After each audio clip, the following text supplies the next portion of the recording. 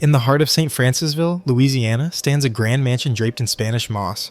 The Myrtles Plantation, with its sugar-white walls and rose gardens, seems enchanting. But locals whisper of a darker truth. It's built on 10 deaths and 1,000 restless souls. When travel blogger Isabel Carter arrived, the air felt thick, almost suffocating. She was there to film a documentary on haunted America, and Myrtles was the crown jewel of ghost stories, dubbed the most haunted house in the U.S. The caretaker, Mr. Duvall, welcomed her with a knowing smile. "Our ghosts are polite, mostly," he said, "but they don't like being ignored." Inside, the atmosphere shifted. The air turned cold, and antique mirrors lined the walls, their reflections watching her. One mirror in particular caught her eye, an ornate frame that seemed to pulse with history. "That's Chloe's mirror," Duvall warned. "Best not linger too long." At dinner, Duvall shared the legend of Chloe, a house slave who sought the judge's favor after a cruel punishment left her scarred. In a desperate act, she poisoned the judge's family, leading to her own tragic end.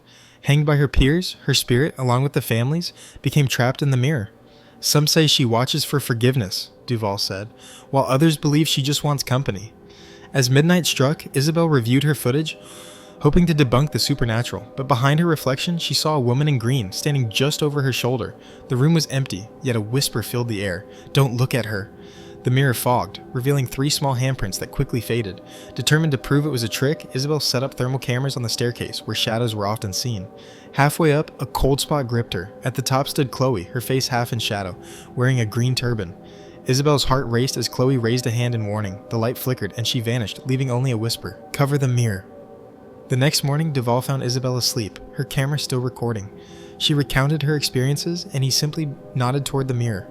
"Look close." Beneath the cloudy glass, she saw faces, a woman and 2 children, mouths open in silent screams, pressed against the glass as if begging for freedom. "They never left," Duvall said softly. Isabel returned home, her footage intact, but her confidence shaken. Late at night, her laptop camera flickered on by itself, revealing a faint green shape behind her.